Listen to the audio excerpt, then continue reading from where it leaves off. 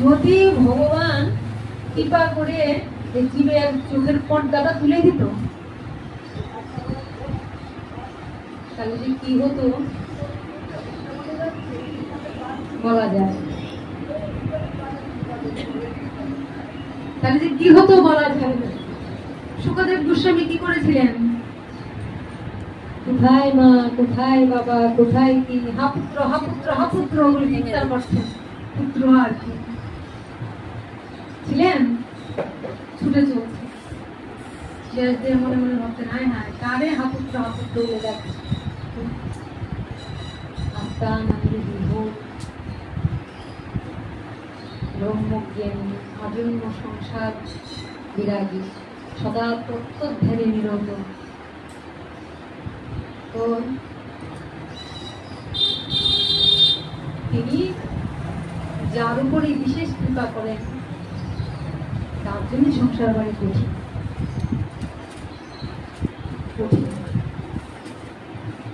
তাহলে আমরা বলবো যে ভগবান যেন আমরা না, ঋষি কবি রবি ঠাকুরই বলেছেন, ঋষি কবি রবি ঠাকুর বলেছেন, তোমার আমার মাঝে বহু ব্যবধান, কৃপা করে দিয়েছে তুমি এই ব্যবধান। হ্যাঁ, তোমার আমার মাঝখানে যে ব্যবধানটা, এটা যেন তোমার কৃপারই ফল। ভগবানের ভক্তের মাঝে অনেক ব্যবধান, তো এই ব্যবধানটা যেন তোমার একটা কৃপার ফল। তাহলে কি হতো বলতো?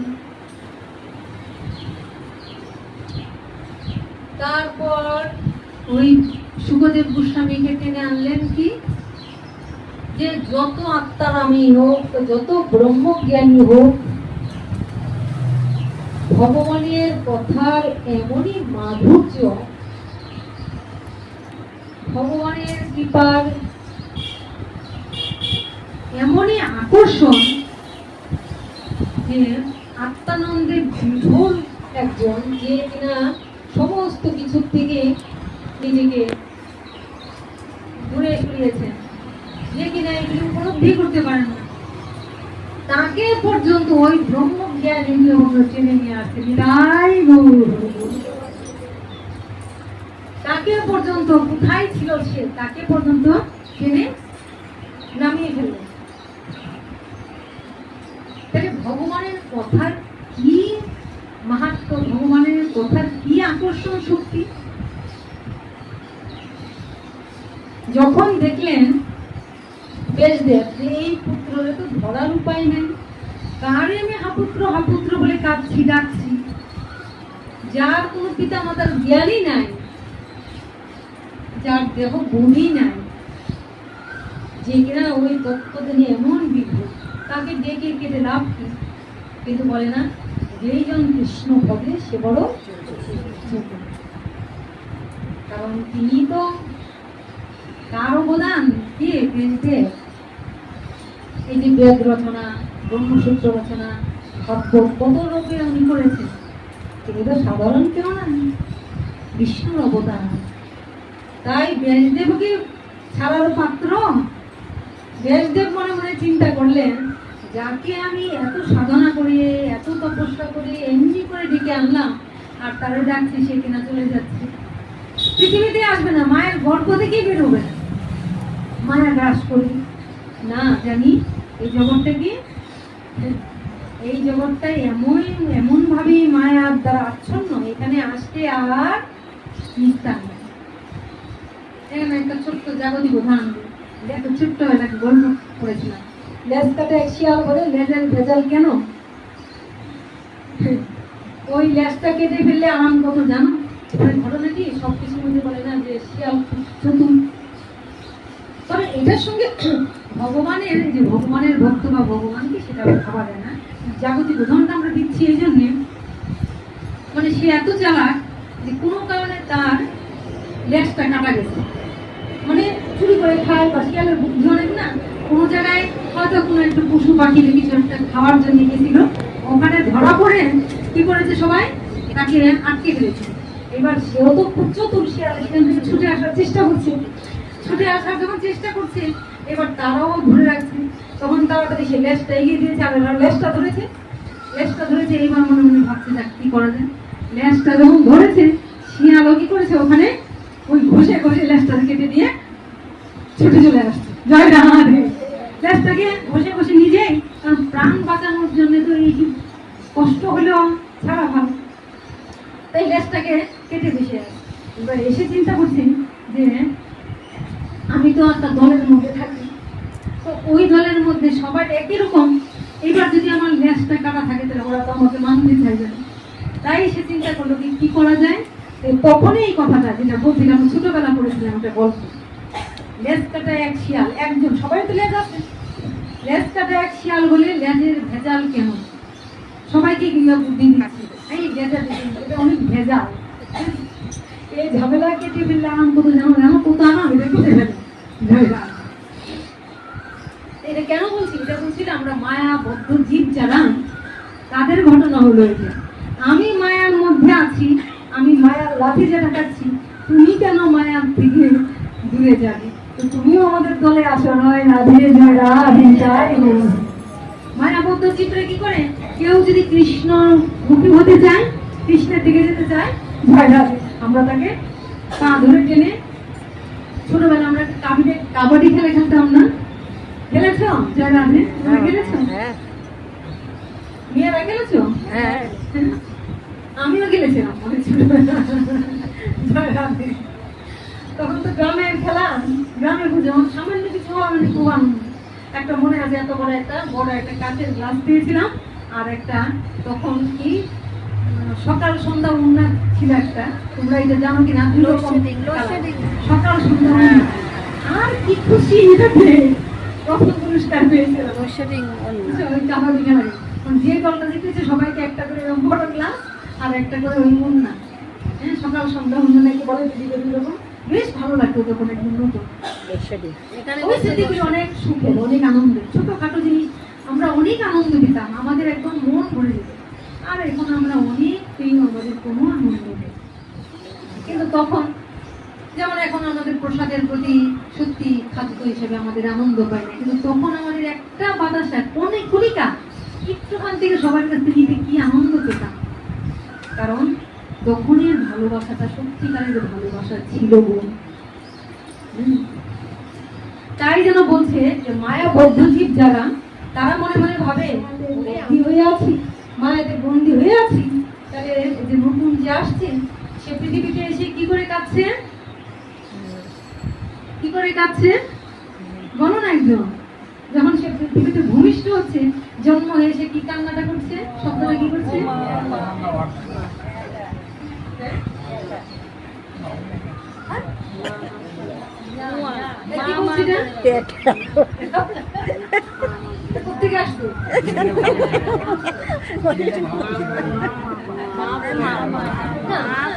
সবাই কি করে কাঁদে না,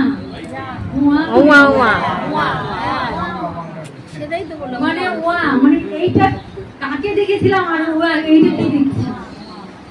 পৃথিবীতে এসে সে কেঁদে যায় না, পৃথিবীতে আসলে তো সে আনন্দ পাওয়ার কথা, কিন্তু মাতৃগর্ভে যখন সে থাকে আর গর্ভ থেকে যখন বের হয় তখন সে কেঁদে ফেলে। কি দেখেছিলাম আর এইগুলি কার দেখতেছি, সব তো আমার অপরিচিত। আর তার কান্নাটা দেখে তখন যারা আছে তখন তারা হাসে, তার মানে কি আমরাও এই কষ্ট পাচ্ছি, তোমাকেও এই কষ্টের সামিল হতে হবে, ছাড়ছি না, তাই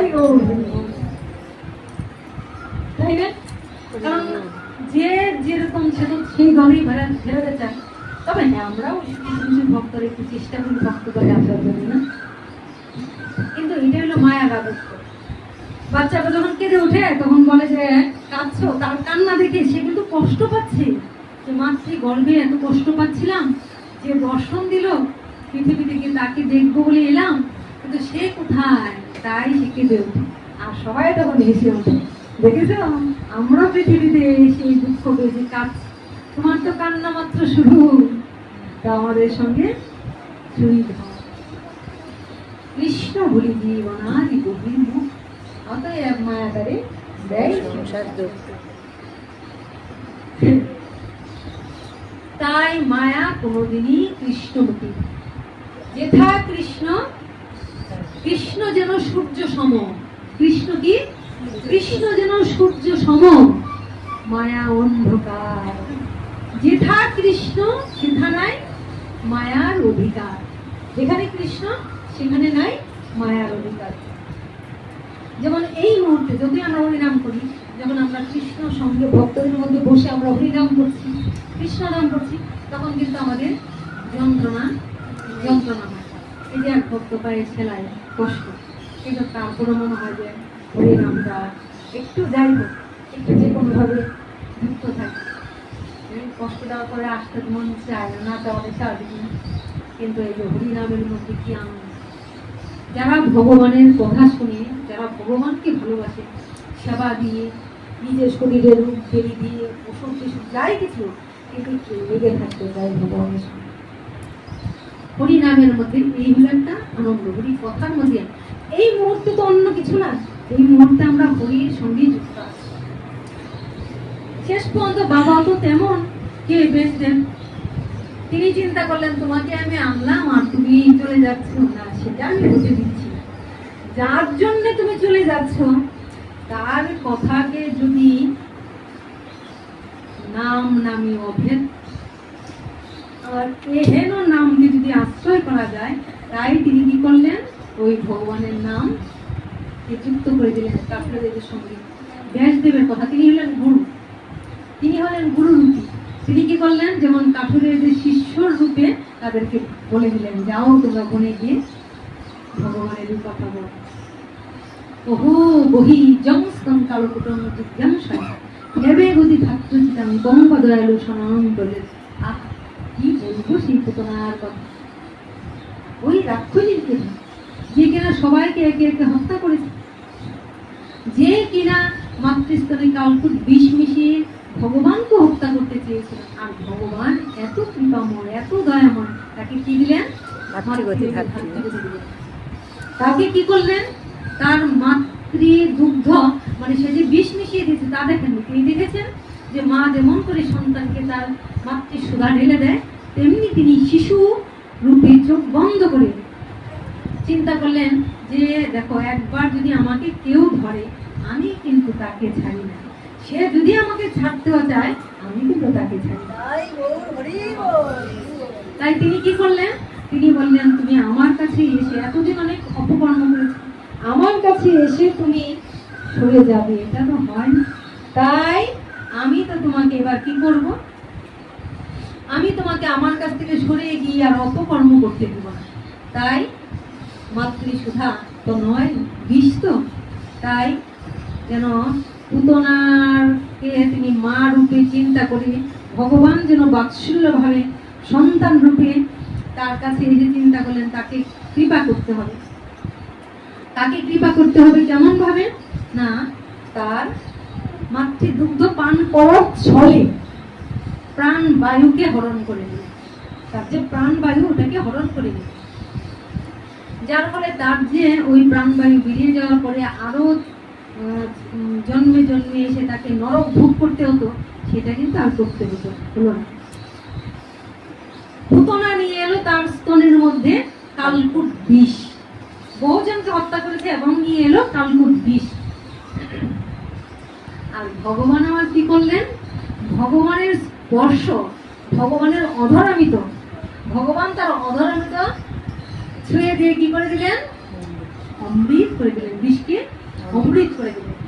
তাই ওই তার পুতনা রাক্ষসীর প্রাণ বেরিয়ে গেল, কিন্তু ভগবান তার অধরামিত ওখানে ছুঁয়ে দিয়েছেন বলে এই পুতনাকে যখন পুরানো হলো, তখন কিন্তু সবাই দেখছি কি বিশাল স্থূলকার, দেখো বিদ্যুটে চেহারা, হ্যাঁ, যখন ধরাস করে পড়ে গেল, ভগবানকে নিয়ে আকাশ পথে যাচ্ছিল উড়ে উড়ে, আর ভগবান চিন্তা করলেন আর যেতে দিচ্ছি না, এবার তুমি নাও।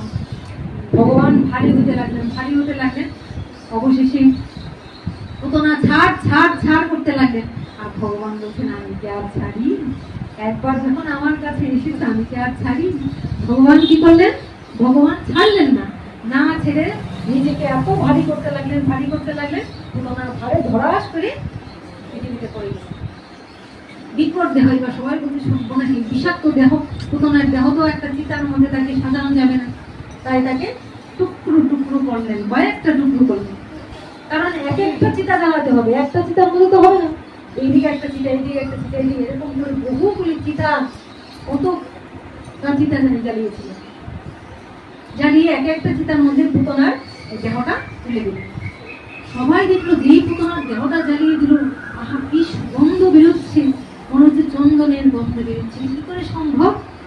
সম্ভব এই জন্য যেহেতু ভগবান তার অধর সুধা দিয়ে তার দেহটাকে পবিত্র করে দিয়েছে। জয় রাম। তো কি বলছে তত্ত্বে? তত্ত্বে বলছে যে দেখো, পুতনার যদি এ দশা হয় তাহলে তোমরা দূরে কেন? যেখানে হরি কথা হচ্ছে সেখানে ছুটে এসো। ভগবান এমন কৃপাময়। পুতনা বলছে যে দেখো, আমি পর্যন্ত ভগবানের কৃপায় নরক ভোগ না, আমি কি করছি? এই সাজুজ্য মুক্তি পেয়ে গেছি। নন্দ যশোদার যে গতি হয়েছে, দেবকী বসুদেবের যে গতি হয়েছে, আমারও সেই গতি হয়েছে। তাই তোমরা দূরে কেন? তোমরা চলে এসো, যেখানে ভগবানের অমৃতময় কথা হচ্ছে সেখানে তোমরা সেই অমৃত সুধা পান করো। অমৃত পান করলে কি হয়? অমরত্ব লাভ। তাই তোমরা অমর হয়ে যাও। যেই না কর্ণে ঢুকলো তার সুখদেব গোস্বামী, তিনি কোথায় ছিলেন? পাহাড় পর্বত বন্দরে বসেছিলেন আত্মারাম হয়ে। যেই কথা ঢুকলে এমনি অবাক হয়ে গেলেন, ছটফট করতে লাগলেন। কি কি, এ তো সাধারণ কথা নয়। ভগবান তাহলে লীলা করতে আসেন, ভগবান তাহলে আসেন, ভগবান এমন লীলা করেন, ভগবান এত কৃপা করেন। কে লিখেছে এই কথা? কেউ যদি এটা লিখে থাকে তাহলে নিশ্চয়ই সেটা দেখেছে। কারণ সে যদি না দেখতে পারতো সে কি এমন কথা লিখতো? নিশ্চয়ই সে তাহলে আমার চাইতে বেশি কিছু জানে। আমি তো আত্মারাম হয়ে মনে মনে ভাবছি, জয় রাম, আত্মারাম হয়ে মনে মনে ভাবছি না কিছু দরকার নেই। কিন্তু এমন কি কথা, যে কথা আমাকে ওখান থেকে নামিয়ে ফেলবে। দৌড়ে এলেন, ছুটে এলেন। কোথায় পেলে এই কথা? কে লিখেছে এই কথা? বলছে তুমি তাকে দেখতে চাও? বলে হ্যাঁ হ্যাঁ, যে এই কথা লিখেছি সে নিশ্চয়ই আরো কিছু জানে ভগবানের ব্যাপারে, আমাকে তার কাছে নিয়ে চলো। ছুটে এলেন, আমার কাছে নিয়ে চলো। বলে চলো চলো তার কাছে নিয়ে। এই নিয়ে এলো সুখদেব গোস্বামীকে কাঠুরিয়ারা, আর এই নিয়ে কার কাছে দিল? ব্যাসদেবের কাছে। মানে পিতা পুত্রের মিলন হলো। রাধে।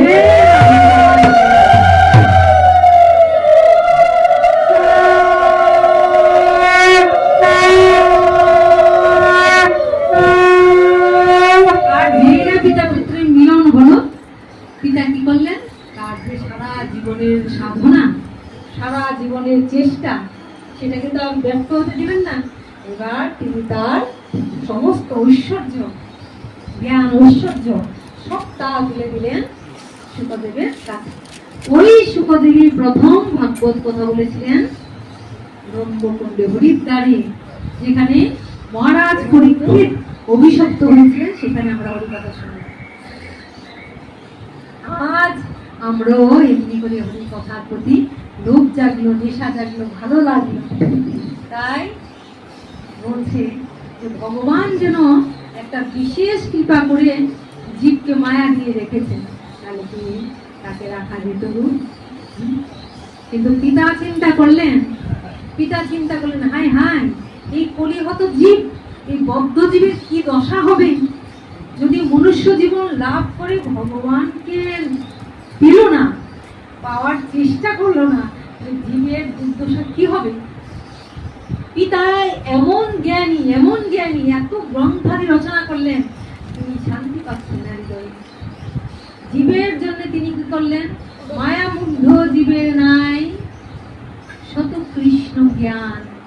জীবের কৃপায় কৃষ্ণ কহিল বেদ পুরাণ, এত বেদ, এত রচনা করলেন, কি হবে? বৃথায় আমার জ্ঞান, বৃথায় যেন আমার জীবনটা গেল। আমি যে এত জ্ঞান পেলাম, আমার যে এত জ্ঞান, এত আধ্যাত্মিক পাওয়া, সবই যেন আমার বিফল হয়ে গেল। কি লাভ হলো? কি করলাম আমি?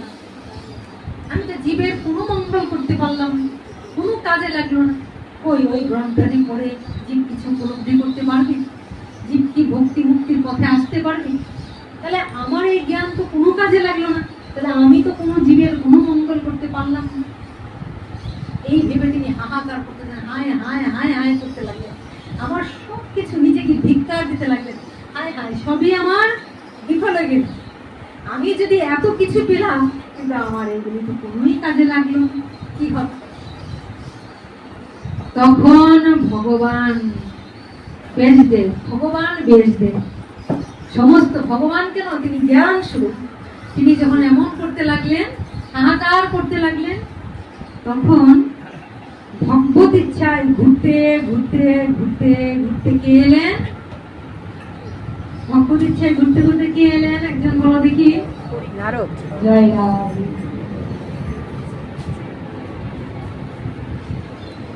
জ্ঞান স্বরূপ, ভগবত স্বরূপ ব্যাসদেব এত ভান্ডার নিয়ে বসে রয়েছে।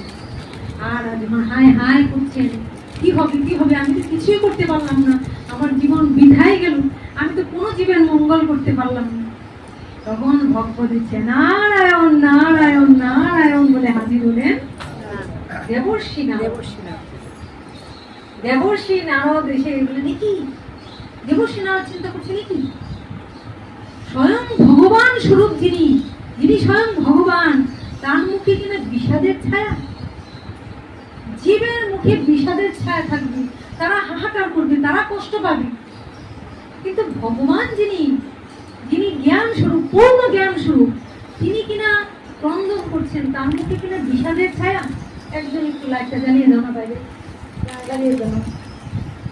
তার মুখে কিনা বিষাদের ছায়া, সে কিনা দুঃখ পাচ্ছে। কে ভাবছেন? দেবর্ষি নারদ। ভগবান যদি দুঃখিত হয়, তাহলে জীবের কি দশা হবে? জীব কাঁদবে, ভগবান কেন কাঁদবে? ভগবানের কিসের দুঃখ? পূর্ণ জ্ঞান সব, তার তো দুঃখের, জয় রাধে জয় রাধে, তার তো দুঃখের কোনো কারণ নেই। তখন কাছে গেলেন আস্তে আস্তে দেবর্ষি নারদ। ভগবান, কিসে আপনার বিষাদের ছায়া? জীব দুঃখ পাবে, আপনি কেন দুঃখ পাচ্ছেন? কিসের দুঃখ? যখন বললেন যে আমার ওই জ্ঞান, আমার সবই তো বিফলে গেছে, আমি কি করবো? জীবের তো কোনো কৃত করতে পারছি না, জীবের তো কোনোই মঙ্গল করতে পারছি না, কি হবে? তখন চিন্তা করলেন যে ভগবান তো বলেছেন, আমার থেকে আমার নাম বড়, নাম হতে আমার ভক্ত বড়, অহং ভক্ত পরাধীন। যদি ভক্তের মতো ভক্ত হওয়া যায়, তবেই তো ভগবান ভক্তের পরাধীন হয়। তাহলে দেবর্ষি নারদ হচ্ছে আমার এমন একজন ভক্ত, ভক্ত ছাড়া ভগবান নয়, আবার ভগবান ছাড়াও ভক্ত নয়। ভগবান একক ভগবানের মহিমা প্রকাশ করতে পারেন না, আর ভক্তের তো নয়। ভক্ত ভগবান মিলিত হলে সেটা অনেক সুন্দর হয়। তাহলে এই দেবর্ষি নারদ চিন্তা করলেন, আচ্ছা তুমি তোমার ভক্তকে প্রচার করতে চাই, তোমার ভক্তকে দেখাতে চাইছো, মানে ভক্ত ছাড়া ভগবান নিজের কথাকে নিজে প্রকাশ করতে পারেন। আমি কত সুন্দর, আমার মধ্যে থাকলে কত সুখ হবে, কত আনন্দ হবে, ভগবান সব বলতে পারেন। কিন্তু ভগবান যে কত রসময়, কত প্রেমময়, কত সুন্দর, সেটা কি নিজের মুখে তিনি নিজের কথা বলতে পারেন? এটা কে বলবে? এটা বলবে ভক্তরা। ভক্তরা বলবে ভগবান কত সুন্দর। তাই দেবর্ষি নারদ এসে বলেন, হে ভগবান, ভগবান আপনি তো স্বয়ং ভগবান, কিন্তু জীবের মঙ্গলের জন্য আপনি যে এই যে ভগবানের অবদান রূপে এসেছেন, কিন্তু আপনি তো সব লিখলেন, কিন্তু ভগবানের লীলা কথা ছাড়া কি ভক্তরা প্রাণ পাবে? আপনি হয়তো অনেক কিছু লিখেছেন, কিন্তু তাতে তো ভগবানের লীলা কথা বিশদভাবে বর্ণনা করা হয় না। হয়তো বলেছেন একটু আধটু, কিন্তু ভগবানের লীলা কথা ছাড়া জীব কি শান্তি পাবে, রস পাবে? সেই কথা তো বেশি করে বলা হয় না, তো ওই কথাগুলি বলতে কি করে বলবো? বলে আচ্ছা তাহলে আসে। তাই তখন দেবর্ষি নারদ ভক্ত, ভগবান রূপী এখানে যেন অজ্ঞান, যিনি পূর্ণ জ্ঞান স্বরূপ, তিনি অজ্ঞানতার ভান করছেন, আর দেবর্ষি নারদ তখন কর্ণমূলে ব্যাসদেবকে চতুরক্ষরী কৃষ্ণ মন্ত্র দিলেন।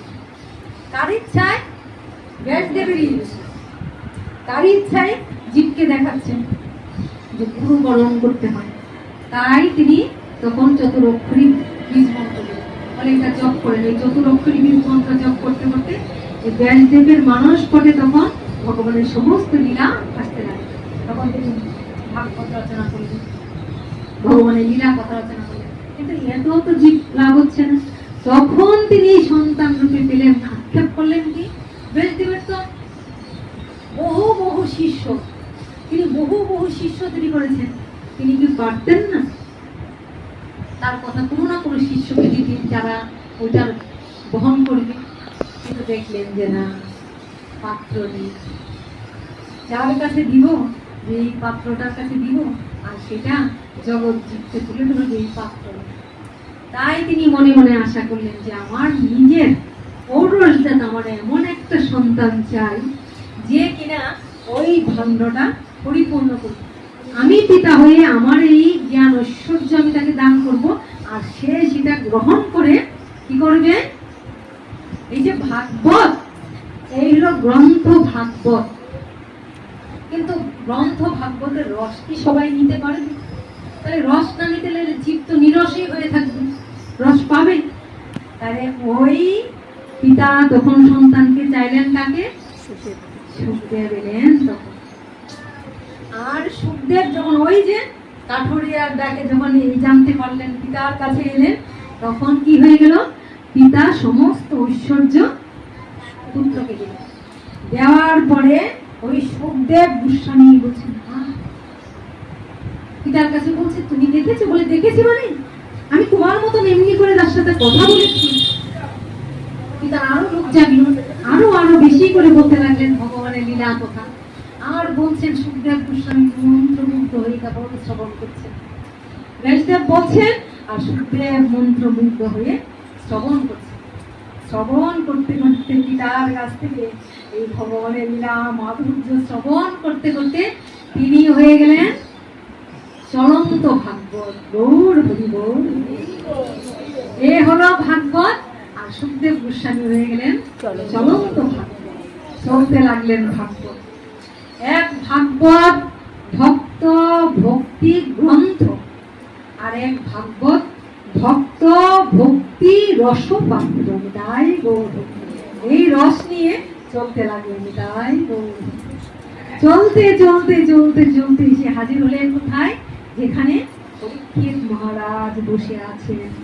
7 দিনের মধ্যে তার তক্ষক দংশনে মৃত্যু হল।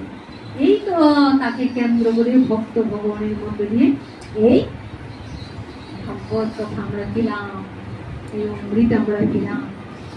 কিন্তু যদি এমন বহু উপায় ছিল, আর যদি সুখদেব না ফিরে আসতেন, বাবা কি পারতেন? বুঝদিক কি পারতেন? কি তো করতেন? বহু শিষ্য ছিল, বহু শিষ্য ছিল, কাউরে দিতে পারছিলেন না।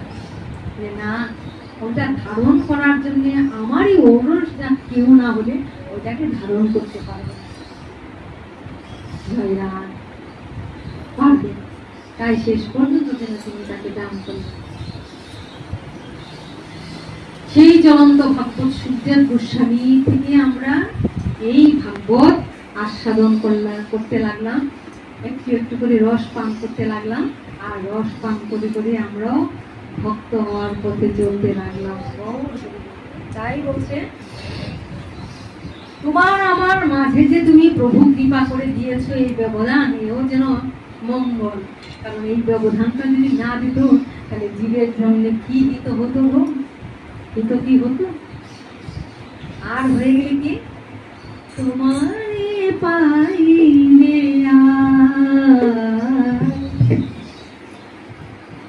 সখা, তোমারে পাইলে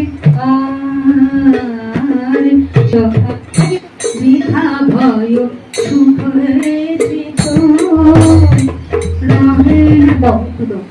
ও আগে বাজিয়েছিল সুন্দর। এখন একটু অন্য মানুষ করে এই গানটাই কিন্তু আগে গেলাম। সখা তোমারে পাইলে সখা, তোমারে পাইলে তোমার আসছে বৃথা ভয় সুখে চিত রহে না সখা, সখা তোমারে পাইলে সখা তোমারে পাইলে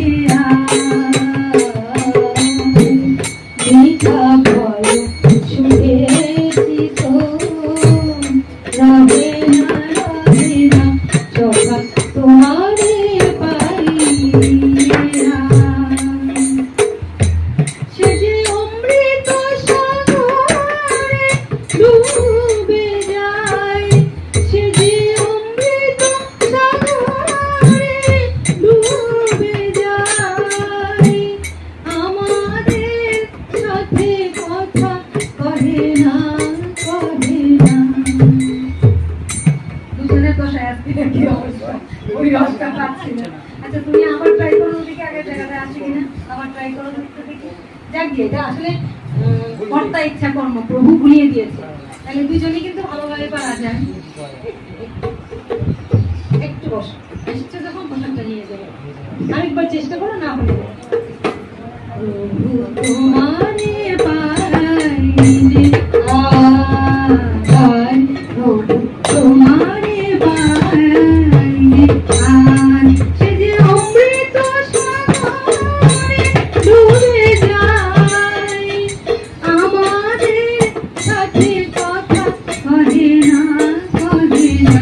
যখন ভিডিওটা করনি তখন ভালো বাজিয়েছি, কিন্তু যখন ভিডিওটা এসছে তখন আর বলছি তোমারে পাইলে। কর্তা ইচ্ছা কর্ম, কিছু করার নেই, এখন আসছে না, কোনোভাবেই আসছে না। যাই হোক, তারপরে কি হলো, তাহলে আমরা দেখতে পাচ্ছি যে তখন যে তিনি যদি তখন সেই রসটা না দিতেন তাহলে আমরা এই রসটা পেতাম না। আরেকবার ট্রাই করো, লাস্ট দিতে হবে। কথা তোমারে পাইলে আর, তোমারে পাইলে আর, লেখা বলো শুনেছি তো, রহিনা রহিনা কথা তোমারে পাইলে আর। অপেক্ষা করো। সে যে অমৃত সাগরে ডুবে যায়, আমাদের সাথে কথা কহে না, কহে না, তোমারে পাইলে আর।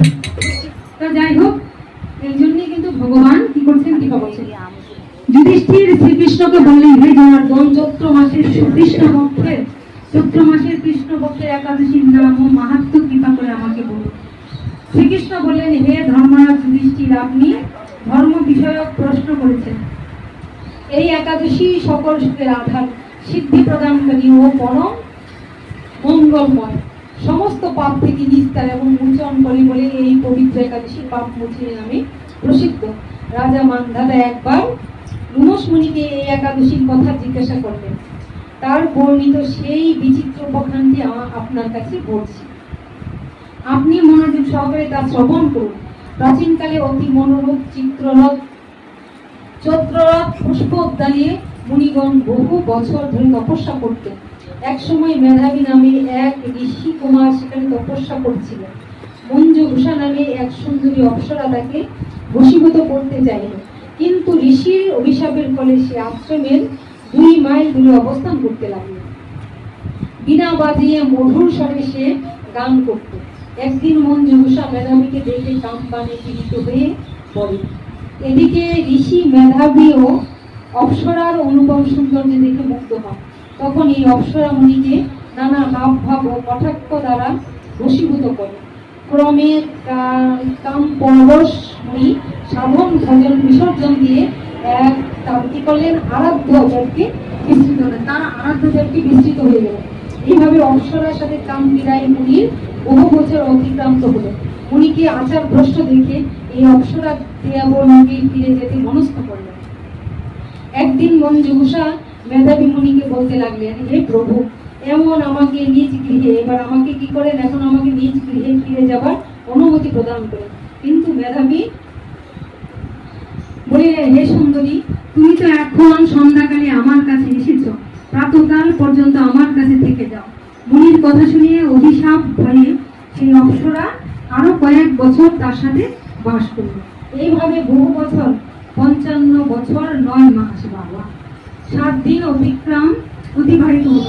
দীর্ঘদিন অপ্সরার সাথে এইভাবে মেধাবীর কাছে থেকে অর্ধরাত্রি ধরে মনে হলো তার কাছে এতদিন মনে হলো অর্ধরাত্রির মতো। দেখো, ওখানে অপ্সরার সঙ্গে মিলিত হয়ে তার মনে হচ্ছে এই 55 বছর যেন অর্ধরাত্রি, আর আমরা নিতাই গৌরে দিন পেরিয়ে যাচ্ছে, আমাদের দিন সময় শেষ হয়। এখন প্রাতঃকাল যতক্ষণ কি প্রার্থনা যেন মঞ্জুষা পুনরায় নিজ স্থানে অবস্থানের প্রার্থনা জানালে মুনি বললেন, এখন প্রাতঃকাল যতক্ষণ পর্যন্ত আমি সন্ধ্যা বন্দনা না সমাপ্ত করি ততক্ষণ পর্যন্ত তুমি এখানে থাকো। জয় রাধে। ঋষির কাছে থাকতে বলছি। মুনির কথা শুনে ঈষৎ হেসে মঞ্জুষা তাকে বললেন, হে মুনিবর, আমার সহবাসে আপনার যে কত বছর অতিবাহিত হয়েছে তা আপনি চিন্তাই করতে পারেননি, বিচার করে দেখতে পারেননি, এবার বিচার করে দেখুন। এই কথা শুনে মুনি স্থির হয়ে চিন্তা করে বললেন, হে, আপনার 56 বছর অতিবাহিত হয়ে গেছে। মুনি তখন মঞ্জু উষার প্রতি খুব পরবশ হয়ে বললেন, হে পাপিষ্ঠ, হে দুরাচারিণী, তপস্যার ক্ষয়কারিণী, তোমাকে ধিক ধিক ধিক, তুমি পিচাসী হও। মেধাবীর সাপে অপ্সরার শরীর তখন বিরূপ প্রাপ্ত হল। তখন সে অবনত মস্তকে মুনির কাছে এই সাপ মোচনের জন্য জিজ্ঞাসা করলেন। মেধাবী বললেন, হে সুন্দরী, এই চৈত্র মাসের কৃষ্ণপক্ষিয়া পাপ মোচিনী একাদশী সর্বপাপ ক্ষয়কারিণী। সেই ব্রত পালনে তোমার পিশাচত্ব দূর হবে। পিতার আশ্রমে ফিরে গিয়ে মেধাবী বললেন, হে পিতা, এক অপ্সরার সঙ্গ বসে আমি মহাপাপ করেছি, এই প্রায়শ্চিত্ত কি, তা কৃপা করে আমাকে বলুন। জয় রাধে। উত্তরে তখন তিনি বললেন, যেমন মুনি বললেন, চৈত্র মাসে কৃষ্ণপক্ষীয় পাপ মোচিনী একাদশী ব্রতের প্রভাবে তোমার পাপ দূর হবে। আজকের এই পাপ দূর হওয়ার একমাত্র পথ, আমরা যদি পাপের হাত থেকে নিস্তার পেতে চাই, তাহলে এই জন্য একটু আটকেছি, কষ্ট দিয়েছি, কিছু মনে করো না। কারণ মাঝখান থেকে উঠে গেলে এই পাপটা নিয়ে চলে যেতাম, কিন্তু এই ব্রতটা শেষ করে গেলাম মানে পাপটা মুক্ত করে গেলাম। তাই বলবো, এটা বছরে একবার আসে, এই পাপ মোচনী একাদশীটা বছরে একবার আসে। এমন একটা সুন্দর জায়গাতে এসছো, সেখানে এসেছিলাম, পাপটা বহন করে নিয়ে যাচ্ছে, কিন্তু ব্রতটা পালন করে এবার যাচ্ছ প্রণাম করে, তাই গৌরী যাই হোক, মাত্রটা শ্রবণ করেছো মানে কথা শুনে যাও, সমস্ত পাপ দূর হলো। কারণ কি হলো, পুনরায় তিনি অপ্সরার ফল লাভ করলেন। বুদ্ধি ঘুষ এই ব্রত পালনের ফলে পিশাচত্ব প্রাপ্ত থেকে মুক্ত হয়ে দিব্য রূপে এবার তারা কি করলেন, স্বর্গে গমন করবেন। হে মহারাজ, যারা এই পাপ মোচনী একাদশী ব্রত পালন করেন, তাদের পূর্বকৃত সমস্ত পাপ ক্ষয় হবে, সমস্ত পাপই ক্ষয় হয়। এই ব্রত কথা পাঠ এবং যারা শ্রবণ করবে তাদেরও গোদানের ফল লাভ হবে। রাধে রাধে। জয় গৌর হরি বল। হরি বাসরে